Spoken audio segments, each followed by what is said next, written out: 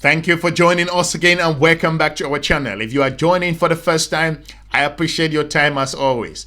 It is important for me to let you guys know that I read all of your comments at the comment section. Some of you were very concerned that the president of South Africa, Mr. Cyril Ramaphosa, should not meet face-to-face with the United States of America's leader, Mr. Donald Trump. Why? Because you guys were very concerned that he will be ambushed the same way Mr. Zelensky of Ukraine got similar treatment. But no, that never happened. It was not even close. From my own perspective, South Africa delivered an outstanding victory in the United States of America's White House. And more importantly, South Africa came with a delegation mixed of white, also expert, and black professionals who understand the issues on the ground. They were delivering their message with confidence. They were analyzing the problem. They were talking about the fundamentals. They were analyzing the situation beyond the United States of America's own expectation. As you all know, Mr. Ramaphosa was calm, avoiding any aspect of confrontation with the United States of America's leader, Mr. Donald Trump.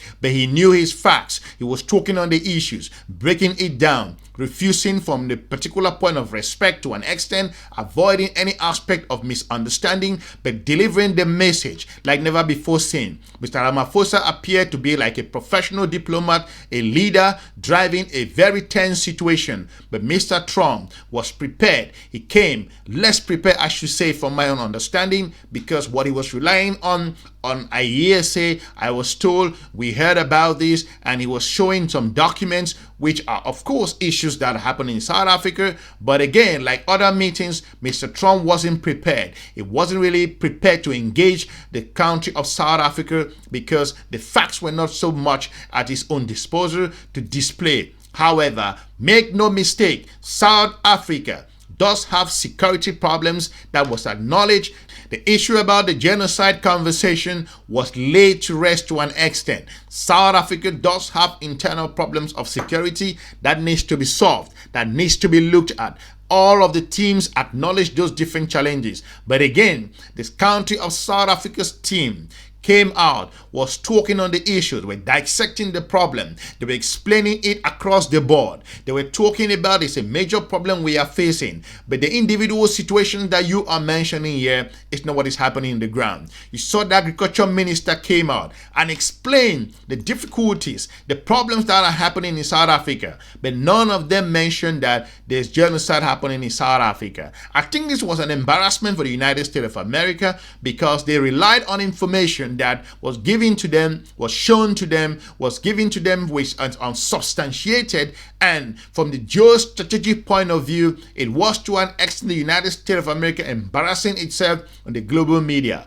The questions keep coming, but Mr. Trump, less prepared in this meeting, was not able to break the defenses of Mr. Ramaphosa. Mr. Ramaphosa was talking about the internal problems, the difficulties of dealing with other parties across the region, and more importantly in South Africa. He even went ahead to say that my Minister of Agriculture, I invited him to join the government so we can talk on the issue. Mr. Trump was just nodding his head and acknowledging the situation. So sometimes it's not good to just hear things and then someone told me this, I'm going to talk about it. That was the situation. It was embarrassing for the United States of America openly, and the global media now understand that there is nothing like genocide in the country of South Africa. South Africa have security problems and challenges, but nothing close to what Mr. Trump has been talking about in the global media. It is important to know that South Africa came up and said, we wanted to help us. We need your own support technologically so we can solve some of this problem. Mr. Ramaphosa went ahead and dig deeper and explained from the United States of America's own point of view in terms of their collaboration. One thing was clear. South Africa avoided any aspect of confrontation, but they knew their facts. They know what they want to deliver. They understand what the United States of America will throw at them. They absorb it professionally. They absorb it geostrategically. They were just delivering the point. The media was taking note. The world was listening, understanding, collaboration, partnership. That's why we are here. We are not here to talk about something which is insignificant. They acknowledge the security problem in South Africa, how it's costing them incredible, but more importantly, they always use this word. According to the big business guy that was there, he used a very important strategic word, across the board, across the board, across the board. He said that over and over. That was strategic. That was analytical. That was clear evidence that there is a problem, but no particular group is also the group that has been targeted. However, they talked about from the statistics that you will see that more black people in South Africa will lose their life in terms of the crime. However, the United States of America was ill-informed, was shown videos that were coming from other party or opposition parties that do not agree with what the government was saying. However, it is important that the government of the United States of America has come to understand that it is not always good to listen to things. One very striking discussion that came up there was when Mr. Ramaphosa said, you also, the United States of America, you have the right to take lands for disposed lands for international or for national use, something of that sort. And Mr. Trump was acknowledging that that is true. We also have done that, and we're going to be doing that as well if that's necessary. So Mr. Ramaphosa basically put words into Trump's own mouth. This was the brim of geopolitical analysis and geopolitical conversation. The United States of America will understand that South Africa is not what it used to think of. South Africa is not basically the country that they foresee from the global perspective or what senators will talk about this nation. The country came prepared with a delegation of experts, mixed, white, black, and also other expert Indians, a whole lot of team that prepared their particular situation. They proved to the United States of America that we understand our problems. You're not going to talk us out from our problems. We're going to lecture you on what is going on. And the United States of America was sitting there and listening throughout the conversation. The only point that Mr. Trump always come out and throw out, you are taking lands, you are killing people, you are taking their lands. Mr. Ramaphosa was saying that no, we don't do that. We don't do that aspect. There are oppositions. There are other aspects of our community or our society that think that things should go this way. Of course, these are the issues with regards to how you engage another community, and other people have different opinion. However, the United States of America will go back to the drawing board and start understanding that the country of South Africa delivered an incredible victory at the United States of America's own backyard, talking about the White House, and Mr. Ramaphosa and his team should be congratulated from the way they handled Mr. Trump and his team. And to an extent, there were firing moments in between the conversation. But again, make no mistake, the continent of Africa was observing this meeting very closely, and African experts were watching. Mr. Ramaphosa proved that he's a leader of a country that faces enormous challenges, and I could feel and see the weight that at that moment when he was explaining the issues, trying to avoid respectfully and strategically not to ruffle feathers with Mr. Trump and the global media. I saw Mr. Lamola. He was ready. It's as if he wanted to come in. At the time, especially when they were showing the videos that was going on, that everybody was really watching. That particular moment was tense in the country of the United States of America, and the global media was watching. Some people didn't even know what people they were watching there in the United States of America at the time.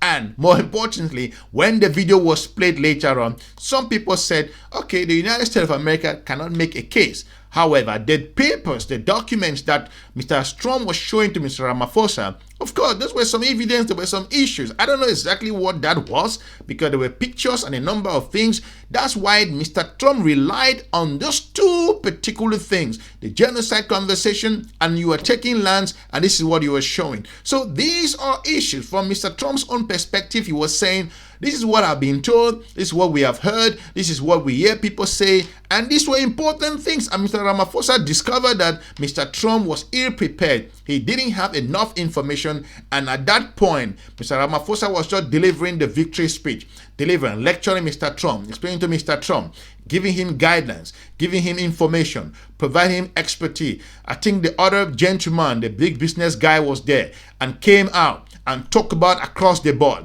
explain to Mr. Trump, break it down. Trump began to understand. They sent him back to school to get a clear understanding of the context of the problem. They basically unraveled the situation in South Africa, and Mr. Trump will go back home after that particular conversation and realize that the country of South Africa is not what we've been talking about. It's not what we've been thinking. They do have problems. They have some challenges. We're going to assist them to work on. However, this particular country is the largest and the largest trading partner of the United States of America in the continent of Africa, a major African economy, and more importantly, a big voice in the global south. Mr. Trump will come to the realization that South Africa, despite its engagement with the country of China, which is a very strategic partner for the country of South Africa, and Russia, and more importantly, some fringe powers in the European Union, and a big voice in the continent of Africa, has its own fundamentals that it will not waver. The issues about the land, the perception about South Africa's own genocide issue, and more importantly, other very international issues that South Africa has involved itself came to the fold. And I think that particular discussion will be at the background. However, from the camera point of view, South Africa delivered an outstanding victory, and they should be applauded for that. Mr. Ramaphosa's team that was made up of the ministers of agriculture, the businessmen, the golfers, the foreign minister, Mr. Lamola, and also the lady who was there talking about, I think, with the defense minister or something like that. They were explaining the issues beyond expectation from the United States of America. The US were just scratching their head. They were thinking that these guys are ready. These guys know what they are talking about. We've just been hearing this thing, and more importantly, they come in here, they are prepared, they understand the issue on the ground. It's not about one side, it's about across the board.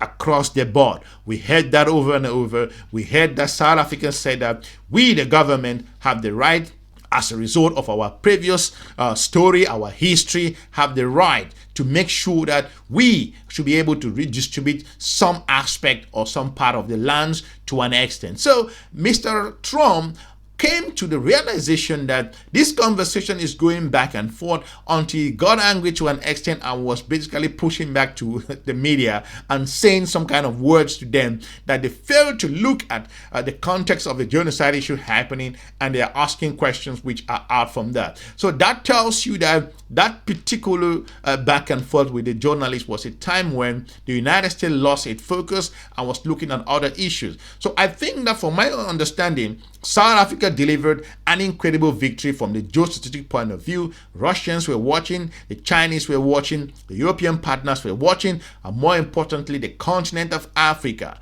was watching that particular meeting. South Africa demonstrated once again, like the president said, that we are not going there backing our head down. We're going to talk about the issues, we're going to have the conversation, and we're going to deliver. And I think South Africa delivered an outstanding victory in the United States of America's White House. Where else do you think South Africa would have talked about this issue? It's at the White House. That's where they should do that. And they have made the international community, the world, to understand that this problem is not what the United States of America and other partners were thinking. I want to thank you for watching. Let me know in the comment section if you think South Africa was outstanding at the United States of America, and more importantly, if they educated Mr. Donald Trump and he came out from that meeting and other meetings that they would have more informed, more educated, more skillful, better understanding. Now he can engage South Africa from the strategic point of view. We turn next to the fallout from President Trump's carefully staged Oval Office ambush of yet another visiting head of state. This time, South African President Cyril Ramaphosa. Cameras rolling, Trump confronted him with baseless claims of a genocide against white farmers in his home country. But you do allow them to take land. No. You do allow them to take land. Nobody can take land. And then when they take the land, they kill the white farmer. And when they kill the white farmer, nothing happens to them. No, there is nothing happens to them. There is criminality in our country. People who do get killed, unfortunately, through criminal activity, are not only white people. Majority of them are black people. And we have now been utilized. The farmers are not black. I don't say that's good or bad, but the farmers are not black. There is no such white genocide, and crime against white farmers represents a tiny fraction of the country's overall crime. The scene was reminiscent of Trump's spat with the Ukrainian president, Volodymyr Zelensky, back in February. So for other world leaders watching from afar, Is a diplomatic visit to America, however needed, becoming more of a risk than a boon? I want to thank you for watching. I will be looking forward to meeting you soon in our next episode. Have a good day. Bye-bye.